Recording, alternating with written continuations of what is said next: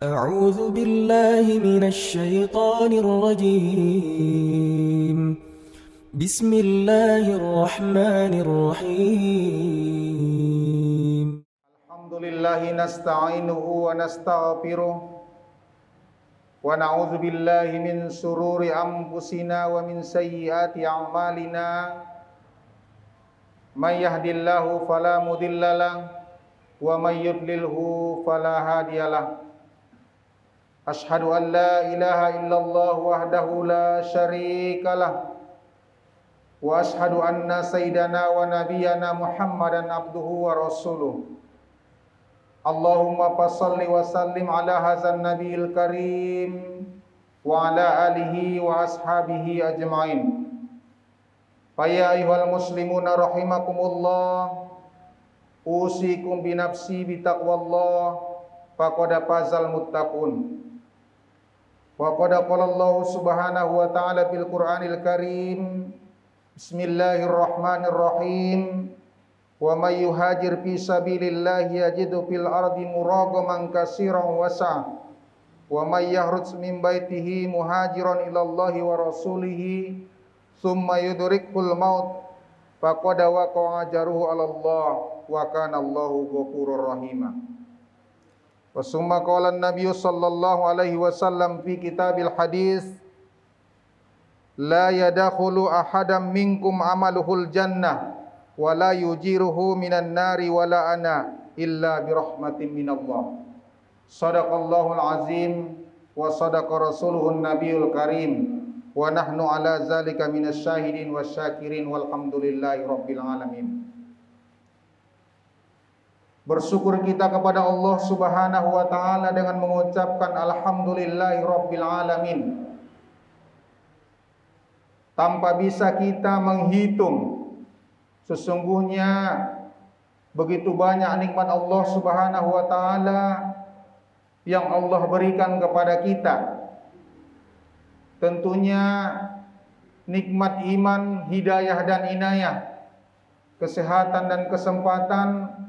Tentunya dengan nikmat itulah pada siang hari yang berbahagia ini kita bisa bersama-sama untuk melaksanakan ibadah salat Jumat. Bersolawat kita kepada baginda Rasulullah Muhammad sallallahu alaihi wasallam. Allahumma salli wa sallim wa barik alaihi. Hatib mengajak kita semua, terutama diri pribadi hatib sendiri, mari sama-sama kita meningkatkan ketakwaan kita kepada Allah Subhanahu wa taala, melaksanakan segala perintah-perintahnya dan menjauhi segala larangan-larangannya. Saudara-saudara sedang jamaah Jumat yang dirahmati Allah, pernah suatu ketika Imam Abu Hanifah ditanya, "Abu Hanifah, apa kira-kira dosa yang paling kau takuti?" Apa kata Abu Hanifah? "Zambun ahwapu salbul iman."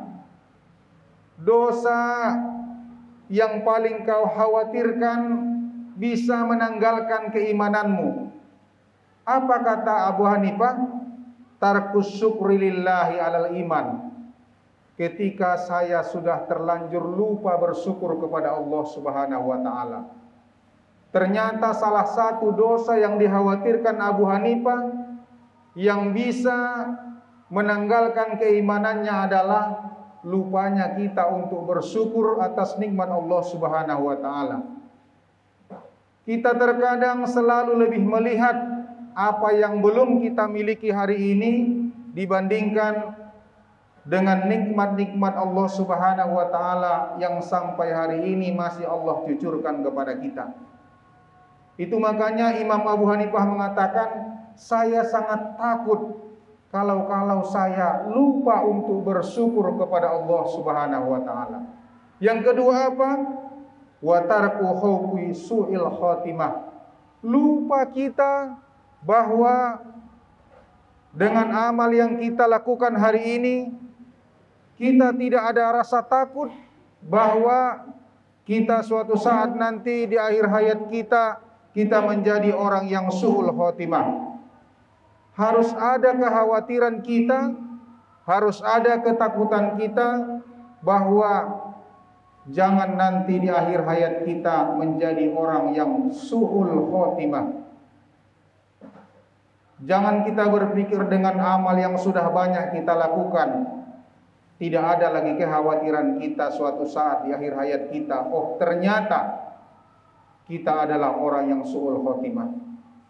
Inilah dua dosa yang menurut Imam Abu Hanifah sangat ia khawatirkan, adalah dengan meninggalkan rasa syukur kepada Allah Subhanahu wa taala dan lupa merasa takut bahwa di akhir hayat kita nanti kita menjadi orang yang su'ul khotimah.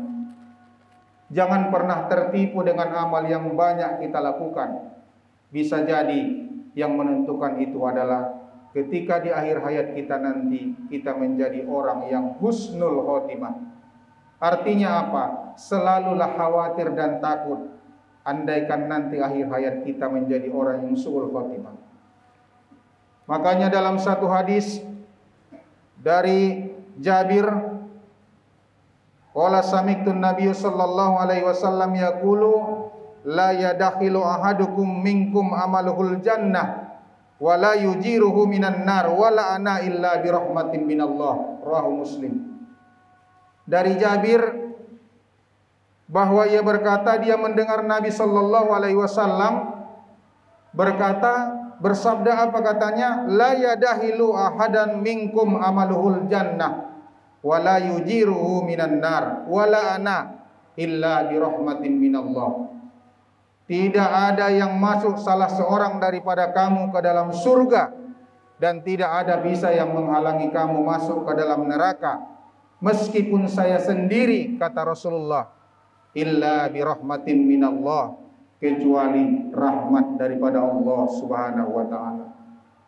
Bukan karena banyaknya amal kita yang membuat kita masuk ke dalam surga, dan juga tidak karena banyaknya dosa-dosa yang kita lakukan kita terjerumus ke dalam api neraka. Tidak terkecuali seorang nabi, wala ana, kata Rasulullah, tapi apa? Illa bi rahmatin minallah, kecuali itu adalah rahmat daripada Allah Subhanahu wa taala. Tapi bagaimana? Apakah kita harus berpasrah kalau sudah mendapat rahmat Allah Subhanahu wa taala, berupaya melakukan kebaikan atau tidak? Kita akan dimasukkan Allah Subhanahu wa taala ke dalam surganya. Tapi justru bagaimana kita bisa mencapai rahmat Allah Subhanahu wa taala itu? Makanya kita terus melakukan kebaikan-kebaikan dengan terus melaksanakan ibadah salat, baik dia salat yang 5 waktu, begitu juga salat-salat sunnah, begitu juga dengan sedekah dan amal-amal soleh yang lain. Itu adalah upaya kita bagaimana kita bisa mencapai rahmat daripada Allah Subhanahu wa taala. Jangan berpikir sebaliknya, toh yang bisa membuat kita masuk ke dalam surga itu hanya dalam rahmat Allah Subhanahu wa taala. Tapi yakinlah, dengan kita melakukan amal-amal soleh itu adalah bentuk upaya kita bagaimana kita memperdapati, bagaimana kita bisa menemukan, bagaimana kita kelak masuk ke dalam surganya Allah Subhanahu wa taala dengan rahmat Allah Subhanahu wa taala. Saudara-saudara sedang jamaah Jumat yang dirahmati Allah, pada prinsipnya kita harus dituntut untuk berhijrah sebagaimana ayat yang kami bacakan di awal khutbah tadi. Bismillahirrahmanirrahim. Wa may yuhajir fi sabilillah yajidu fil ardi muragaman katsiran wa sa'ah. Siapa-siapa yang berhijrah dalam kondisi sabilillah, ke jalan Allah, yajidu fil ardi muragaman katsiran wa sa'ah, dia akan memperdapati di muka bumi ini muragaman katsira, rezeki yang banyak dan luas. Wa may yahruj min baitihi muhajiran ilallah, dan siapa yang keluar dari rumahnya dengan niat untuk berhijrah kepada Allah Subhanahu wa taala, summa yudrikhul mautu, kemudian dia memperdapati kematian, faqad waqa'a ajruhu 'ala Allah, maka sesungguhnya pahalanya sudah ditetapkan oleh Allah Subhanahu wa taala. Wa kana Allahu ghafurur rahima, dan sesungguhnya Allah Subhanahu wa taala itu adalah Maha Pengampun lagi Maha Penyayang. Artinya, disuruh kita untuk berhijrah. Yang dulunya mungkin kita kurang baik menjadi lebih baik. Yang dulunya kebaikan-kebaikan yang kita lakukan masih sedikit, kita upayakan untuk memperbanyaknya. Bahkan andaikan kita sudah terlanjur melakukan kemaksiatan, tentunya dituntut di sana adalah bagaimana kita taubat kepada Allah Subhanahu wa taala. Tentunya kalau sifatnya dosa itu yang berhubungan dengan Allah Subhanahu wa taala, cukup kita berniat berjanji kepada Allah Subhanahu wa taala untuk tidak terjerumus kepada maksiat yang pernah kita lakukan. Bahkan kita menyesali bahwa benar-benar kita menyesal atas apa maksiat yang pernah kita lakukan itu. Kita tidak akan pernah mengulanginya lagi sampai kapanpun selama-lamanya. Tentunya ini adalah sebuah standar bagaimana ketika kita bertaubat kepada Allah Subhanahu wa taala, kita sadari bahwa memang kita melakukan sebuah kesalahan. Kita akui kita pernah memang terjerumus ke dalam dosa itu, tapi kita yakinkan kepada Allah kalau kita memang betul-betul menyesal atas kejadian itu, dan kita berjanji, kita putuskan dalam hati kita bahwa kita tidak akan pernah kembali kepada kemaksiatan itu selama-lamanya. Berbeda ketika memang ada kaitannya dengan manusia, tentunya kita harus meminta maaf. Di samping memang ketika perbuatan yang kita lakukan itu adalah mengambil hak orang lain, tentunya kita upayakan untuk mengembalikannya. Ketika itu semua kita lakukan adalah merupakan wujud penyesalan kita kepada Allah Subhanahu wa taala. Kita berjanji betul-betul tidak akan pernah kembali kepada maksiat itu selama-lamanya. Besar harapan kita Allah Subhanahu wa taala akan mengampuni dosa-dosa kita. Tentunya ini adalah sebuah pengharapan. Ini adalah sebuah upaya kita bagaimana ke depan di akhirat kelak kita bisa memperdapati yang namanya rahmat daripada Allah Subhanahu wa taala. Yang tentunya dengan rahmat itulah kita bisa dimasukkan Allah Subhanahu wa taala ke dalam surganya. Tentunya bukan dengan upaya dan amal yang kita lakukan. Tentunya adalah hanya dengan rahmat daripada Allah Subhanahu wa taala. Mudah-mudahan dengan khutbah yang singkat ini dapat memotivasi kita untuk terus berupaya mencari rahmat Allah Subhanahu wa taala itu dengan perbanyak amal-amal solih yang tentunya meninggalkan segala yang dilarang Allah Subhanahu wa taala.